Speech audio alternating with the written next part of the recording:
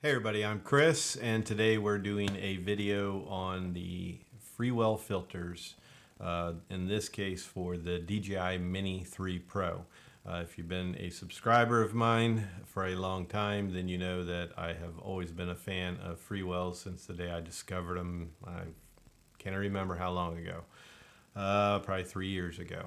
But now they send them to me for free, and I'm very appreciative. So thank you, FreeWell, for sending me this batch of filters. And one lucky subscriber will get a 6-pack of the all-day, or actually you're going to get a 5-pack of the all-day 6-pack because I'm going to keep one of those filters. I'll explain as we go through them. But before we get there, I'm just going to say when we get into the portion of this video or the segment where we show the flight videos and show you how to do the camera settings and what the different filters look like in the video. Before we get to that, I'm just popping in this one little segment where at the end of my shoot, I had my camera, my DJI Osmo Action on my tripod, and I was going to be a hot shot. I was going to show off, bring the camera flying in hot, and before it came to a complete stop, just grab it, flip it upside down to shut it off. And then I was going to walk over and just say, I even use the FreeWell filters on my DJI Osmo Action. And then I was going to pop the filter on the front of the camera and walk away and end the video that way. So the big mistake was removing the ND filter from my Osmo Action. And you'll see why, because a storm blew in and knocked that camera over. So you're going to see it get really windy really quick, those trees bending over. You're going to hear them cracking and falling to the ground to my right. And then you'll see what happens with my camera. So that's how we're going to start the video. But then after that, what we're going to do is we are going to try to get everybody, not everybody, but try to get a lot of you beginners out of the auto mode. Your auto camera settings. They look great automatically.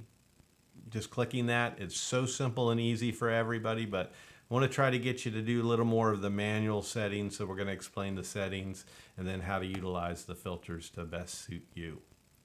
So what they sent to us is the standard UV filter, just a single pack. And then this is the one I'll be giving away as a 5-pack. I'm going to keep the ND1000, but you're going to get an ND4, ND8, ND16, ND32, and ND64.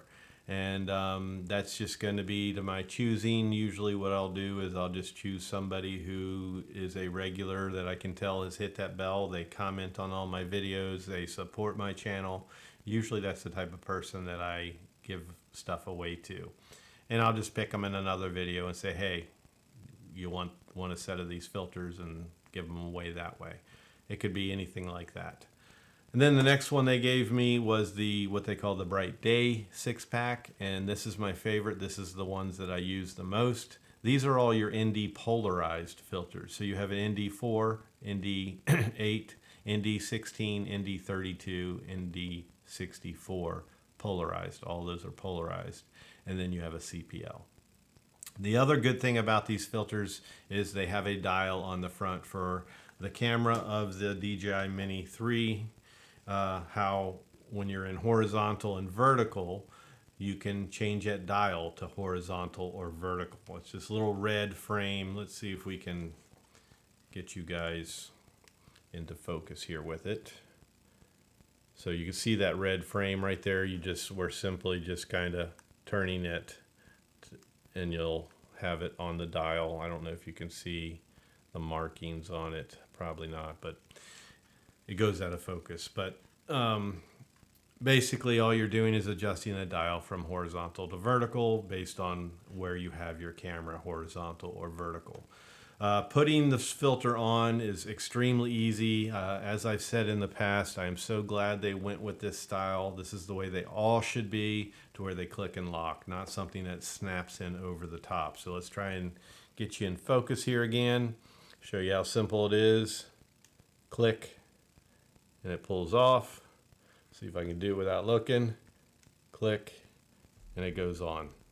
So I wasn't even looking at it head on. Actually, I didn't get it on perfect, I wasn't looking at it head on, but I partially got it on. So there it is. There's your filter for the DJI Mini 3 Pro. So let's get into the settings.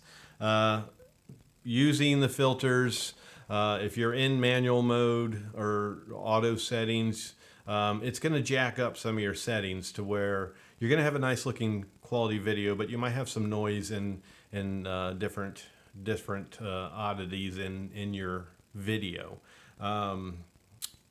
So what you're going to do is put it into manual, and then you have the shutter rule. So if you're shooting at 4K 30, you take that 30 times 2 and it's 60. So you're going to go on your shutter speed, you're going to go 1/60.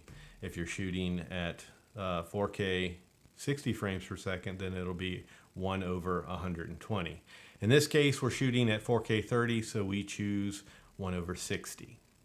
Then you want to take your ISO, you want to take that way down, and we're going to go all the way down with it to 100, and we're just going to stay between 100 and 200.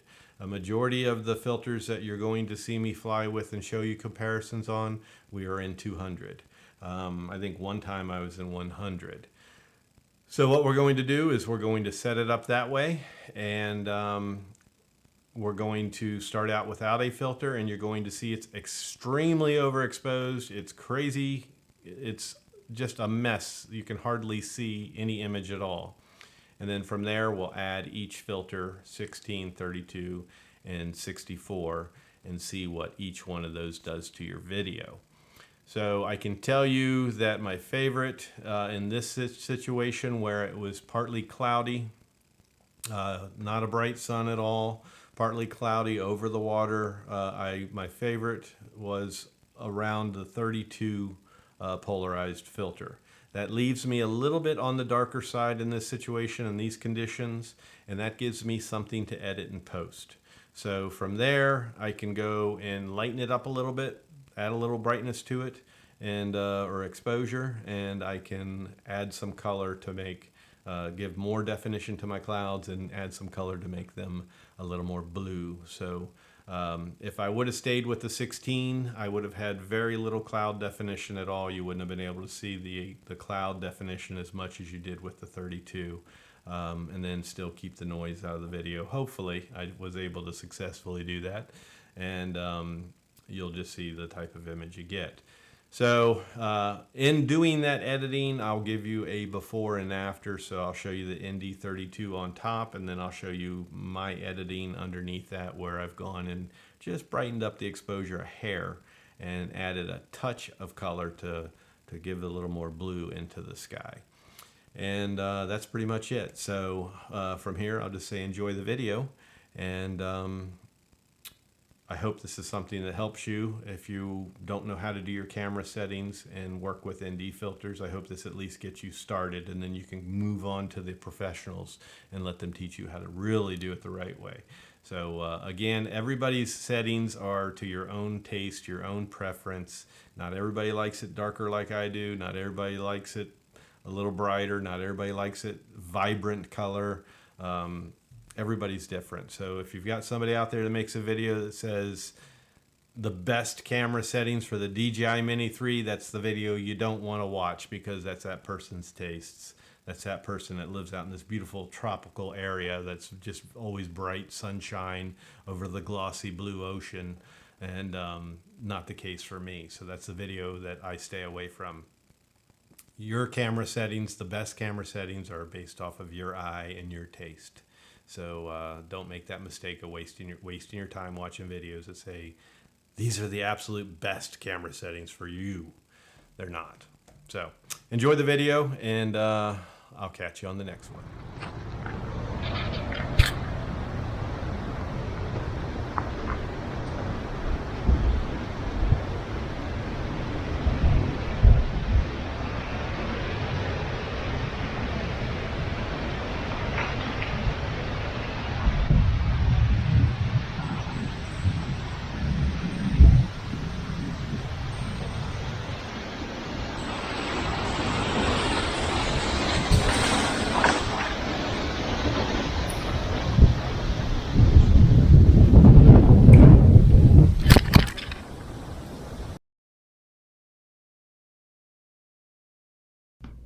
Okay, so starting out, just to show you, rule of thumb, 4K, 30 frames per second, you're going to double your shutter frame rate.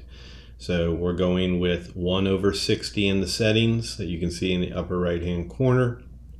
And then you want to put your ISO as low as possible. And then in this case, I have it at 100. I fluctuate between 100 and 200.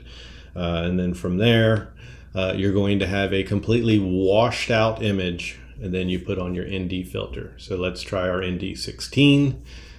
And the only thing I've changed is I've changed my ISO to 200. So this is an ND16 ISO 200, and you'll see that it's a much better image. Now we're still a little lighter than what I prefer, but then again, this is my preference. But it's still a good, nice, clean image, but I like to see more cloud definition. So from here, we're going to go up to a ND32 and see what that looks like. And then you can see that's much darker. So this is actually where I like to shoot. This is my choice right here because this is something I can edit.